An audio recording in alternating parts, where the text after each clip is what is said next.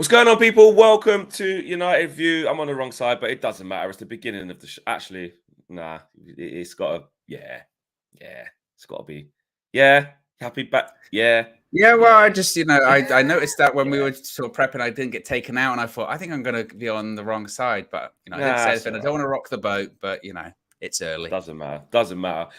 It's match day. It is match day, so of course we've got loads of match day coming your way later on. But before we get to that, it's important to talk about this: the transfer view. Antony speaks out. Antony lashes out. Antony gives shock revelations. Antony speaks to Fabrizio Romano, Fabrizio Letterman. He knows what he's doing. It is that settings. He knows what this will cause. And we have to get into this about what this means, where we currently are with this deal, and what the state of play is with the player. Smash a like on the video, subscribe to the channel if you guys are new, and remember a couple of things. You can vote for us in the Football Content Awards in various different categories. The link is in the video description below. It'll be an honor for the channel to get nominated. And also, if you would like to join the UV Members Club, you can do so also in the link in the video description below, and so on and so forth. But this show is going to be short and sharp and punchy because it is match day, and we do want to get into all of that. But this is quite significant. Owen, what we got? Things are getting nasty, Flex. Things are getting very nasty. Things are getting nasty. Things are getting nasty, and the saga is sagaing at this point. Yeah. Yes, absolutely. Yeah. So to start off, before the Romano comments or the Romano interview, Manchester United yesterday placed a new bid of 90 million euros for Antony, Ajax winger Antony. It was yesterday afternoon. That was reported by Mike Verwij and Marcel van der Kraan, of course, both writers for the Telegraph in Holland. Now, before basically the bid was even put in, the expectation was, and it was, that the bid would be rejected or refused by Ajax. So Manchester United put this bid in, and immediately Ajax went, no, straight away, no. 90 million euros, no, it's rejected. 90 million euros, according to Fabrizio Romano and multiple outlets, was considered, quote, not enough. Seemingly, they're holding out for 100 million euros. Damesh Sheth also reported yesterday that the talks, though, are still ongoing between Ajax and Manchester United. It's also been reported via Paul Hurst from The Times that Manchester United are still expected to go back in once again, possibly with another bid. Whether it's 100 million euros or not remains to be seen. But the reason why United are going to go back in most likely is because Antony is Ten Hag's top target right now. But according to some other sources, there has been some discussion of, well, maybe it is too much. Maybe we do have to look at some alternatives. We've only got, 5 days left to figure this out. But the drama doesn't stop there, Flex. The drama does not stop there, because it gets even bigger, because Fabrizio Romano, just about an hour or so, a couple of hours or so after this bid was rejected, put out a tweet saying, I've got a YouTube video up. I've spoken to Antony, exclusive interview. And everyone went, what? Antony's talking to the press directly, not agents, not sources, Antony himself. You didn't actually see Antony in the video, but Romano had a conversation, and Antony was happy for Romano to go on the record with what he said. So bear with me here, because there's quite a few quotes. So the first question was asked Antony was, how is the negotiation for your transfer going? And Antony said, quote, since February of this year, my agents came to Amsterdam to inform Ajax of my desire to leave the club to face a new challenge, and that some interested clubs would arrive with them, certainly a great offer. He also said, in June of this year, I interrupted my vacation and came personally to inform the managers of Ajax, including the new coach, about my wish to leave, and that they should consider this possibility because it was a project for 2 seasons. He said, quote, during the window months, meetings continued, and I also received a proposal from Ajax for a contract renewal. I made it clear once again, I want to leave. He then said on Friday, today, in a meeting with the club, I expressed my old interest in leaving, only this time with a considerable offer on the table. That offer, of course, being from Manchester United. Others had already arrived. Ajax refused with the argument that they only have 5 days to replace me. I'm not asking Ajax to release me. I'm asking Ajax to sell me with the highest bid ever for an Eredivisie player. I've been insisting on this theme since February so that the club could rebuild the team with peace of mind. I was very happy in Amsterdam. I won titles at Ajax, made friends, and built part of my career. But now I reinforce that I am ready and full of motivation to follow my story and my dreams. People need to listen to me and understand that my motivation moves me towards happiness. I need this to continue performing at a high level. Ajax will always be in my heart. I hope Ajax fans understand me because the future for a football player is totally uncertain thing and the opportunities can be unique. My message is one of gratitude for Ajax, club and fans. So basically he said, look, I told them in February that I wanted to leave and that people were going to be coming for me later on this year. I also told them in June, I still want to leave. I don't want to sign a new contract. There will be offers. In a meeting today, I reiterated, I want to leave and there is an offer on the table. It's the biggest offer ever for an Eredivisie player. You know I want to leave. I told you I wanted to leave. Also, earlier on in the window, there were offers for Antony, which for Manchester United, which Ajax rejected, even though you knew I wanted to leave and I gave you peace of mind, and you're saying I can't leave because you don't have a lot of time to replace me. Thoughts on all of that, Flex? How'd you break that down? Well, I think you got to go. You got to go to, first of all, like you said, it's got messy. Second of all, it's really weird to envisage Ajax operating in this way. Not just because we're fond of like the We Talk Ajax guys and we just want Ajax to be, painted in a good light, but historically, I have not really seen any of this type of business / behavior / situation at Ajax. They are a well-run club. So that's the first thing.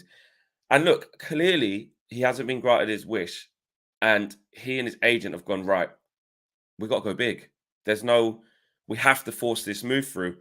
You do not there's no way on earth that Fabrizio Romano builds up his empire like he's done and puts out a fake interview that didn't really happen. You're going to get Antony coming back this week saying these are just media rumors. I didn't say this. I have spoke to Antony. This is what he said verbatim. This is the notes. He's happy. And not only just that, it's one thing to be like, I spoke to the player. Then you go sources close to the player. It's no, this is on the record. The player said, I did the interview. He said, I wrote down everything. Yeah, exactly. 100%. It's almost like when you get the newspapers go do an interview with they literally write word for word. So that's the first thing, that this is true. This isn't just made up media stuff. Fabrizio Romano's reputation would be absolutely obliterated if he just, put this out. So that's the third thing. And then I'm like, well, somebody's lying. It's one of them, isn't it? It's one of them, because for him to go as strong as that, he's basically written with saying what he wants to say. He's almost written a goodbye letter as well. He's almost saying, I ain't coming back. This is messy now. I even rejected a new contract ages ago. So what is all this you won't let me go? It's not take away how I feel about paying that money. I know why we have to pay it. It's late in the window. I have to sell all of those things. He's basically saying this is a record fee. I ain't just trying to get out on a cheap. You're getting way more than I'm worth. I can get my dream. You can double your money. Just let me go. And I don't want to pay Ajax to be the bad guys, because there's always two sides to stories, and sometimes clubs and players and things happen. So I don't think we know enough about that to be saying Ajax are a disgrace here. They should do this, or Antony's a disgrace here. But from what he's saying, he's very, very visibly agitated at the fact that he hasn't been allowed to move yet. But let's just talk about what can come next from this, because they've already rejected 2 bids, the latest one at 90 million euros, right? And what have they? They've gone on record saying, no, we want 100 million euros or we ain't selling him. The manager's saying we expect him to stay. He's got a contract. So they are making it difficult for him. Do Man United now go, listen, you've got a player who is harping on about a move. He doesn't want to play for you anymore. Do Ajax give up their principles and say, we'll see it out because, we'll work it out and we'll just reintegrate him into the squad, knowing that all of this has been there? Or do they say, listen, you can have him. We'll say yes as soon as you send over the extra 10 million euros. Or the third thing, do they just say, do you know what? I read something that Edwin van der Sar stepped in because of the relationship with the clubs. I don't know how true that is. Do they just go, do you know what? Let's just work on a replacement. Just take the 90. We don't want all this. There's 3 possible options. It's a really strange one because, as well, I can't envisage another time that Ajax would ever get 90 million euros for Antony. Exactly. For instance, if it doesn't happen in this window and United revisit it in January, or they revisit it next season, it will not be for 90 million euros. It won't. It would be for the actual proper valuation of the player, 50 at a push, 60, something like that. Maybe less. I don't know. And I, like you, I'm not going to sit here and say Ajax are completely in the wrong. It's terrible. They have to do this, rah, rah, rah, because, you know, A lot of Manchester people are United, saying that. A lot of but people are saying that they feel like. I would also say that Manchester United aren't completely innocent in all of this, because we know their transfer dealings. But what I think is certainly for Antony is frustrating is, as he mentioned, I told you in February that I wanted to leave. And it's not as if this is the first offer that Manchester United have made for him. They did make an offer, what was it, in June or something like that?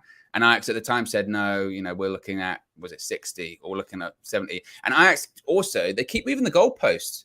You know, we put in, was it like 50? And they went, no, it would be like 60-ish. And they went, okay, 60. And they went, nah, actually, it would be around 80 actually now at this point. So United put in 80 and they go, nah, actually, it'd probably be like 100 or something like that. And I understand, again, that's because it gets later and later and later on into the window. But you also can't tell me, and we know how Ajax operate, we know how football operates.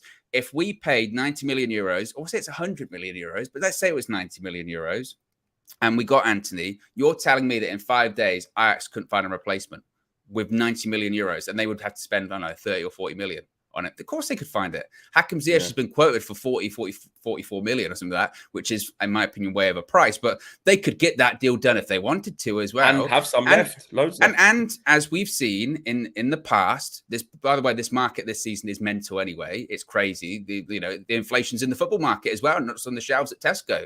It really is, because these players are unbelievably overpriced. But you see it before in the past when say PSG bought Neymar for that astronomical fee, the market then just gets lifted. It gets inflated. And that's what happens because people know that money's flying around. So a Hakim Ziyech, who isn't worth 44 million, suddenly is worth 44 million because they know they've got the money.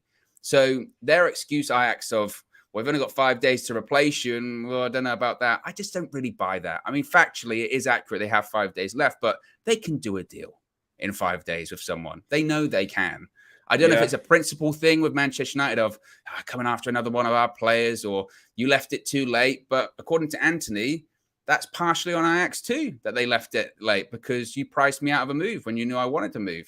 So it's really, really, really significant for him to go on the record in an interview in a public setting with arguably the most followed journalist in the world when it comes to transfers. That's very significant. Again, this isn't like sources close to the player. And sometimes when people in the part, sometimes, let's be honest, when you hear sources close to the player, it is the player, but they just can't say, they just go, don't go on the record. This is on the record. This is, tell them. And that has to be in response to this rejected bid of going, okay, we've got to ramp it up even more. We've got to do even more. Let's push even harder. We've got to make it to the point where I can't go back.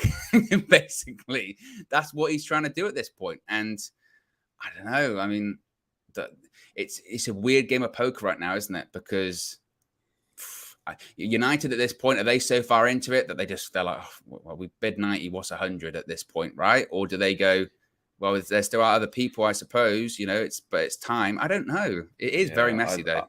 I think. Listen, I've been very vocal about that fee's too much. I've never said don't pay it because of where we are. The manager clearly wants this player, and it's a lot of money for the player. And we were talking about it the other day about the pressure that's on him now. The price tag is like super duper. A lot of people have been saying, Jack Grealish is worth 100 million.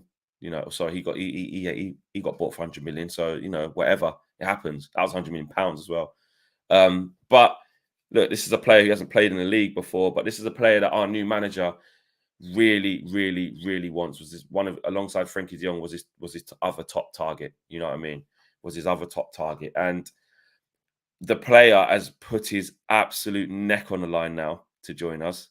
If you think of it that way, and I'm not naive enough to think that they haven't been speaking to his camp and they weren't aware this was coming out, and they've assured him that, listen, we're going to keep pushing. We want you. I'm not saying they've left him out to dry, but if this deal now doesn't get done and Man United, basically, Antony's gone one step further. He's put his neck out on the line. Will Man United go another step further? Because they basically both didn't want to be in this position. Antony wants his dream move, and Ten Hag wants his dream signing. It might be a bit exaggerated, but you know what I mean. He wants his guy. Maybe not dream signing, but you know what I mean. You get my drift, yeah? He wants his guy. Basically, now, like you said, it's a battle of poker between the clubs, but also It's a way of saying who's prepared to go to what lengths to get this done. Because Antony's saying, I'm prepared to literally all but write an exit letter or do an exit interview. I love the fans. I had, good friends there, good I haven't memories. been But training. now haven't been training. But now it's the next steps of it's time for a move. He's saying that. To turn that around, I'm not saying it's impossible because we've seen it in football clubs before where players say, I want to leave, and then it turns around. But turn that around is massive.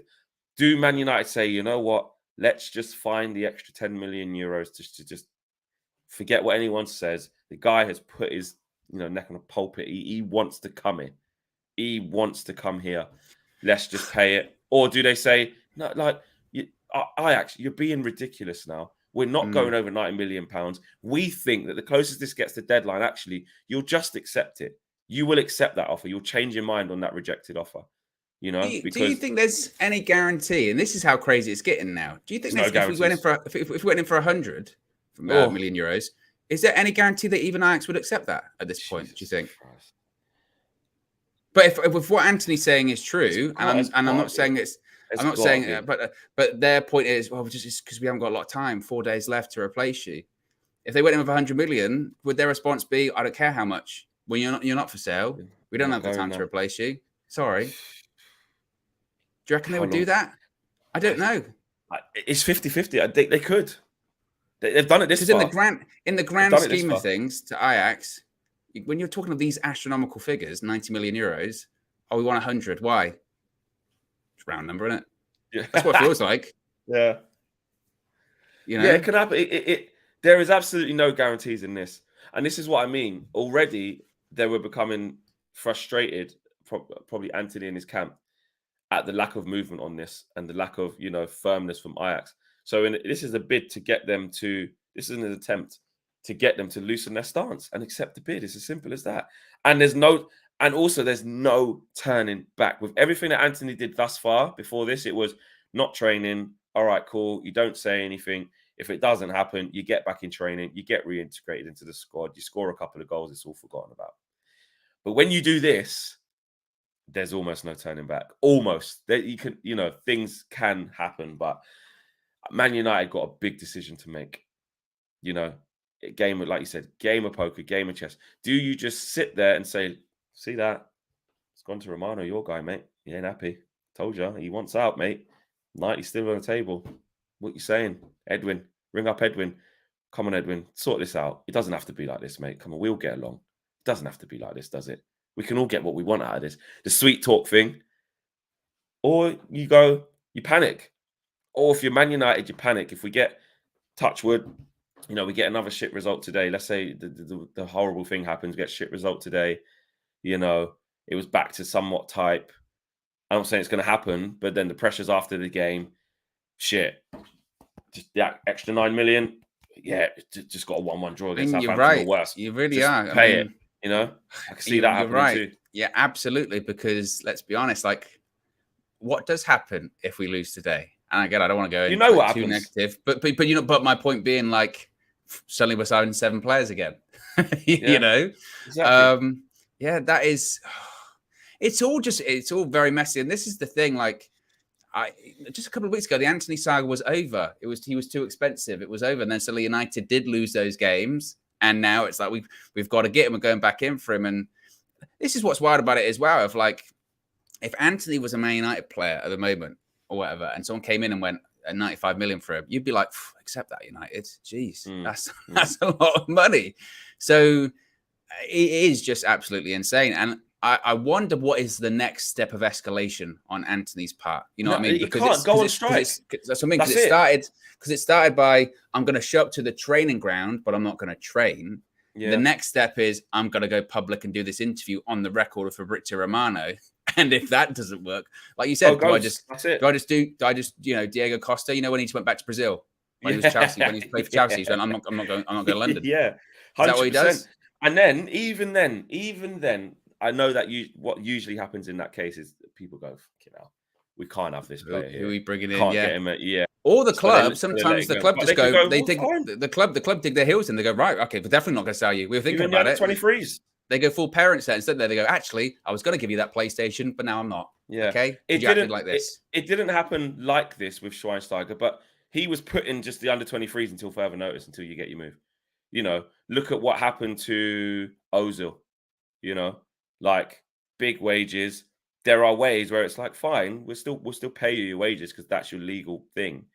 We won't play him. So you better wait till January until you and your agent find a move, right? We'll even take the hit because really that's at the detriment of the club if a player's on big money and the economics. It's at the detriment of the club because you've got an asset there that you can't use, and he's one of your best assets.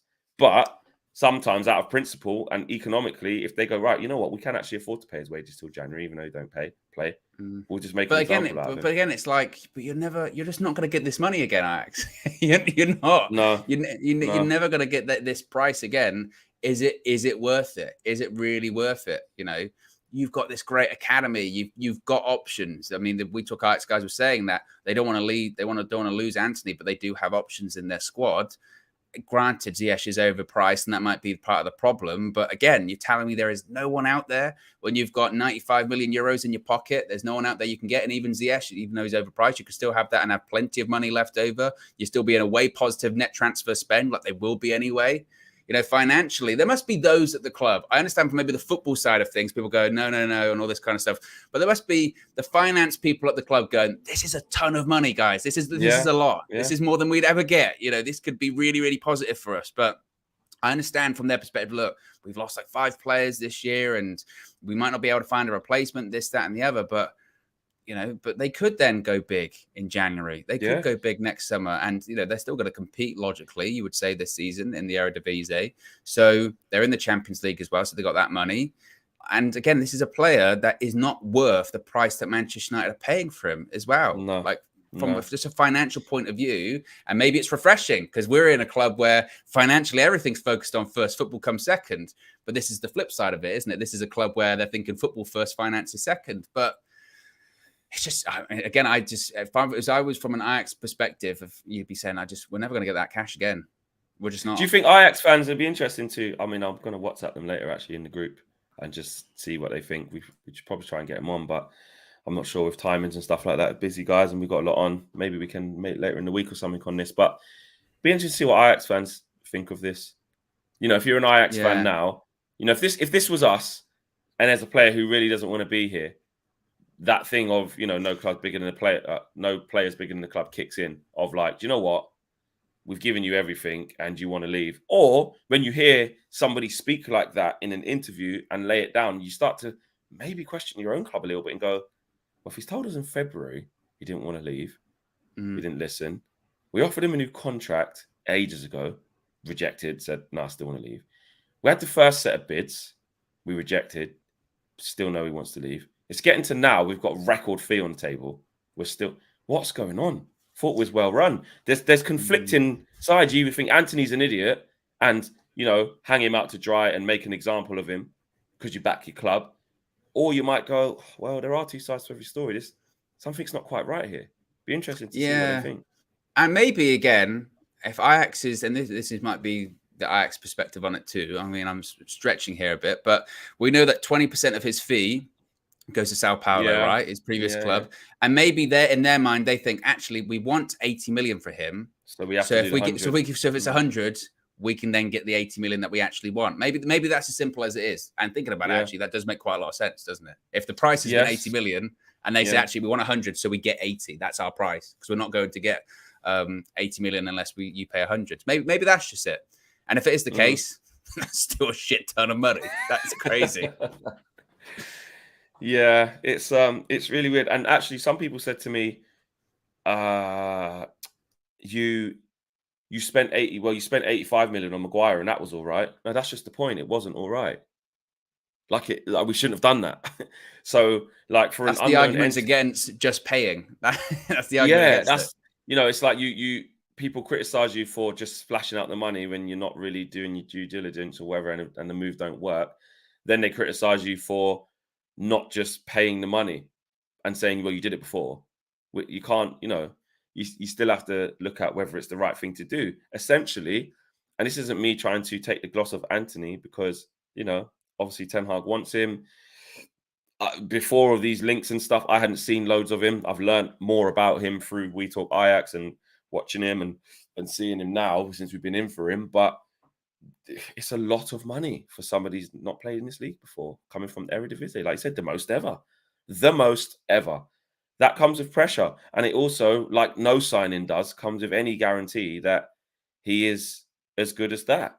You know, he may never be as good as 90 million. But I think you said it, because I think you said 90 million is like that player comes in and sort of makes you win trophies and puts up super numbers. They don't necessarily just help you play better, but it's not the player's fault. Yeah, it's not the player's fault. In reality, like in terms of what they offer to the team, there is a very small category of player that is legitimately worth, not inflated pride for it, that is legitimately worth 90 to 100 million euros or pounds or whatever. Like it's an elite category, and is Antony in there? Time will tell. But I already feel bad for him, because that pressure is just going to be, because the moment he has one bad game, or not even one bad game, bad touch, goes for a pass, goes out for a throw, and they'll go 100 million euro player. Yeah, you can see it, can't you? Well, look at, and there wasn't even 100. Well, actually, Nunez was, but look at Darwin Nunez straight away. You know, it's all of that.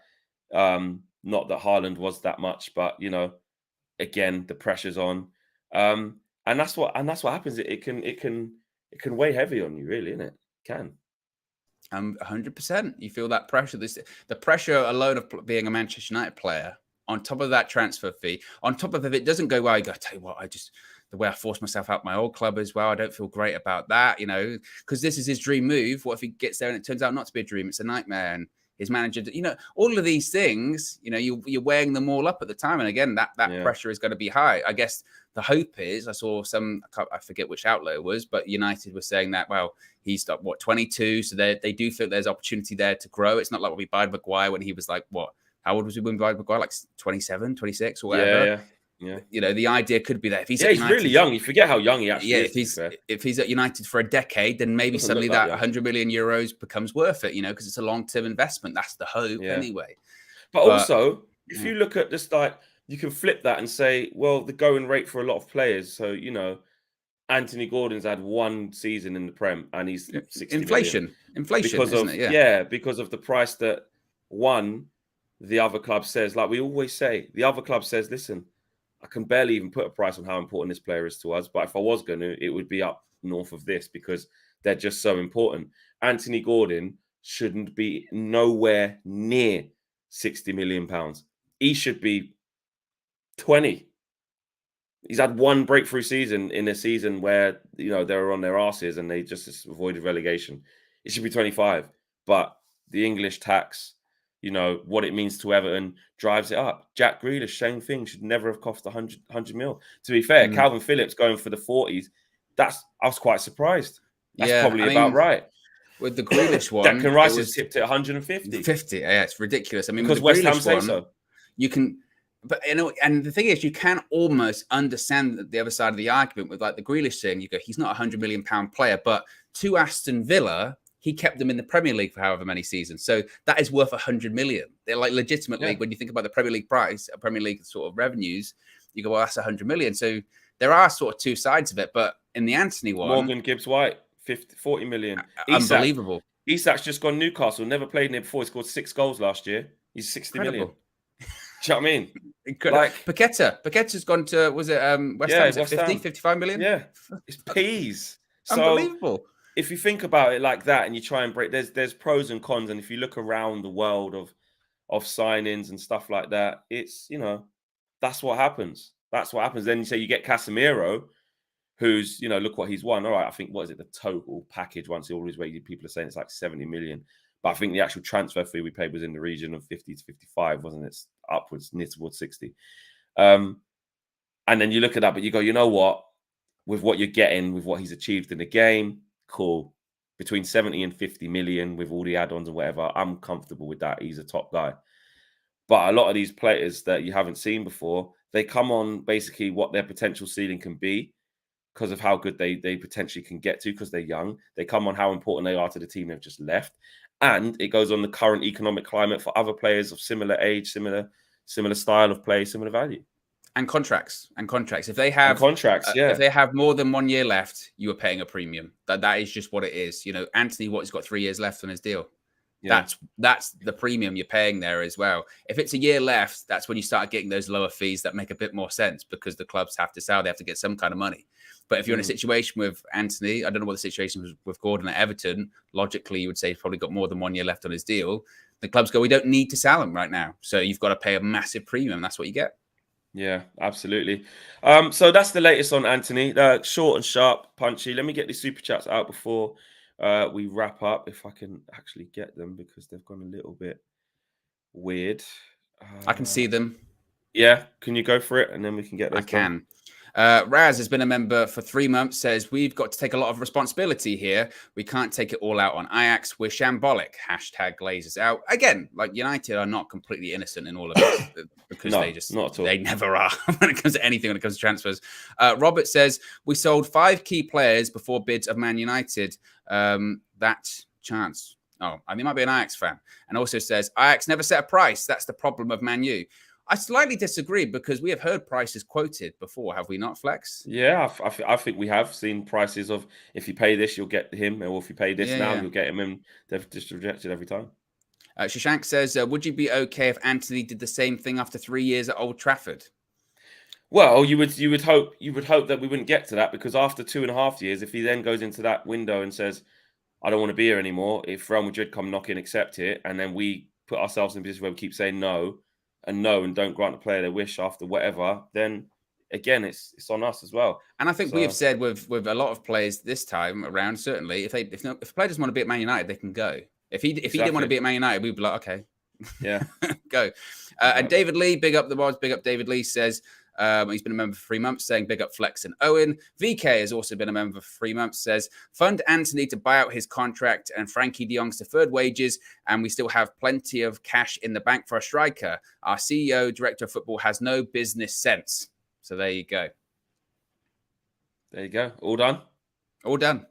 Appreciate that, guys. Thanks for everyone for getting involved. That is your super chats done. Remember, you can vote for us in various different categories in the football content awards. It would be amazing if the channel could just get nominated for an award. We'll be so super proud with that. You can join the members club as well. Have you seen David Lee's been a member for 3 months in there? There's a lot of good people in there. You can join that if you would like to. There's no emojis. Yeah, I saw your one. There's a Marcel's porridge emoji in there as well. There's a lot going on. There's a lot going on and great content as well. And it is match day. So there will be obviously the live match view later on today with myself, Owen, and KG. It's going to be a good one. It's going to be a good one. Today is the real test of who is the jinx as well. Gosh, you two. Hopefully I've won. I've won in that place. You've won in that place. So hopefully Owen's cleansed the place. Got all the judge out of it, and we can all take part in a win. It's going to be a nervy game because I've been burning sage in there, to try and get rid of the demons and all this kind of stuff. Fanning the incense. Yeah. So it's going to be a tough game. Today's a big test of whether our mentality has actually changed. A whole different type of challenge against this Southampton side. A lot of draws there in the last few years. It's not a place we go to and win very often. Don't lose there very often, but we haven't won there in ages. So I'm really nervous about this game. But yes, we'll have that and then the reaction as well afterwards too. So we will see you all again in a few hours as we get ready for the match. Big up. Peace.